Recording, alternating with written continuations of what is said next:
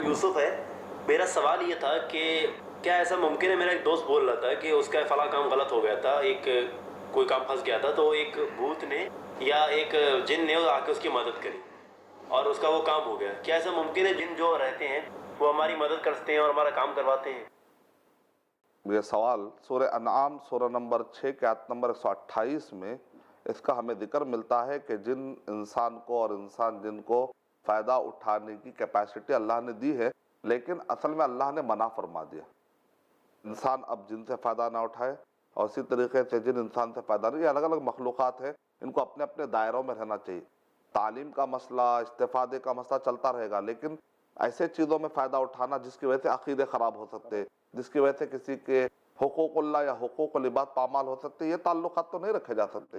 ہاں، یہ تعلقات رکھے جا سکتے ہیں کہ ہم جو ہے ہڈی پر پیشاب نہ کریں تاکہ جن کو تکلیف نہ ہو. تو آپ خیال رکھ رہے ہیں، ہم گوبر کو استنجا کے لیے ٹوائلٹ کے لیے استعمال نہیں کر سکتے، ایک تو وہ خود گندی ہے، دوسرا ان کے جانوروں کی وہ غذا ہے، یہ ہم خیال رکھ سکتے ہیں.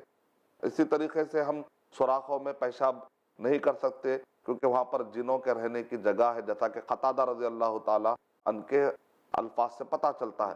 کہ اس سے پتہ یہ چلا کہ ہم ان کا خیال رکھیں اور وہ ہمارا خیال رکھتے ہیں، اور وہ ہمارے جہاں صحیح بخاری کے درس ہوتے ہیں تو بہت سارے جن آ کر بیٹھ جاتے ہیں. جب قرآن مجید کی تلاوت ہوتی ہے تو کئی نیک اللہ کے بندے جیسے فرشتے آتے ہیں ویسا جن بھی آ کر بیٹھ جاتے ہیں. اس ٹائپ کا علم لینا دینا جو جائز یہ اپنی جگہ پر ہے، لیکن استفادہ کرنا، حقوق اللہ اور حقوق العباد پامال کرنا، اس کا مس یوز کرنا یا کسی کی مدد لے کر علاج کر دینا، یہ سب کی اجازت نہیں ہے.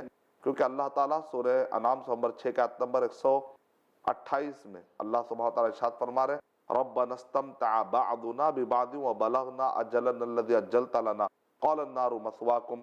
قیامت کے دن آ کر جن انسان لڑتے ہوئے آ کر کہیں گے ہم نے ان سے فائدہ اٹھایا، انہوں نے مجھ سے فائدہ اٹھایا. اللہ تعالیٰ کہہ رہیں گے کہ اب اسٹاپ کرو جھگڑا، تمہارا تب ٹھکانہ جہنم میں. تم آپس میں اٹھائے کیوں؟ نہیں، میں اٹھایا فائدہ، اس نے مجھ سے فائدہ اٹھایا، مجھے اٹھانے نہیں دیا گیا. یہ سارے جھگڑے ہوتے رہیں گے ادھر. سوال یہ اٹھا کہ تم نے ایک دوسرے سے فائدہ اٹھایا کیوں؟ جو منع کیا گیا تھا. ہاں، کیونکہ معلوم تھا کہ تم اس کا پورا حق ادا نہیں کر سکتے اور تم پورا اس کا حق ادا نہیں کر سکتے. اور بعض اوقات جو شریر جن ہوتے ہیں اس وقت تک مدد نہیں کرتے جب تک کہ شرک نہیں کروا لیتے، اللہ کی نافرمانی نہیں کروا لیتے.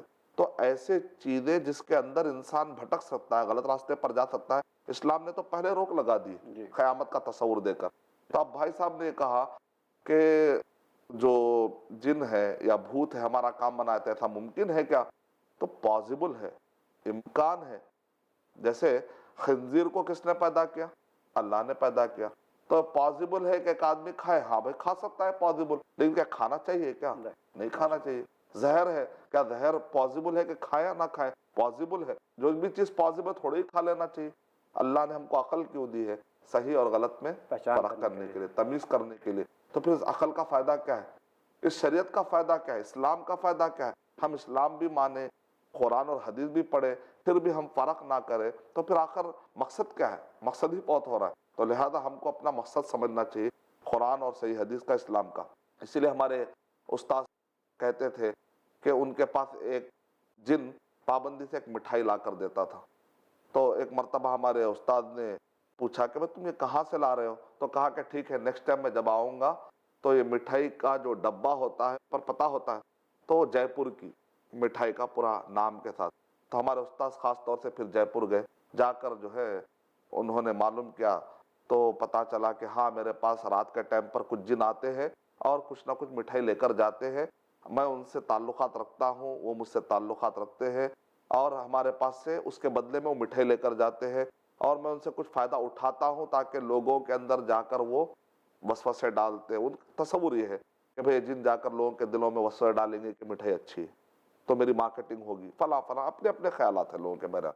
تو کسی وجہ سے بھی لوگ جنوں کو پال کے رکھنا بھی چاہتے ہیں، لوگوں کا ایک پیشن بھی ہے. لیکن بعد میں جب ہمارا علم بڑھا تو ہم کو یہ پتہ چلا، خود ہمارے استاد جو ہے وہ بھی اب وہ رجوع کر لی کہ بھئی یہ فائدہ جو اٹھا ہے، یہ جو مٹھائی کھائی ہے، یہ فائدہ اٹھانا، یہ سب چیزیں لے کر اس میں حد سے زیادہ آگے بڑھنا سوائے گمراہی کے اور کچھ نہیں.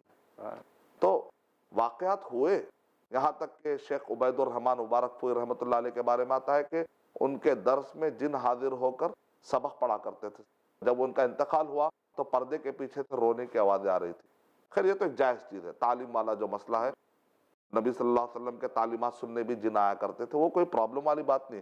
लेकिन उनसे इस्तिफादा जैसा आप लेना शुरू करेंगे तो आपको आहिस्ता-आहिस्ता क्या है, खुतुवात शैतान है, शैतान के ये रास्ते हैं। तो बहरहाल बाद में हमको उस्ताद ने हमको समझाया कि इस टाइप के ऑफर्स बहुत सारे आते हैं, लेकिन हर ऑफर के पीछे जाना नहीं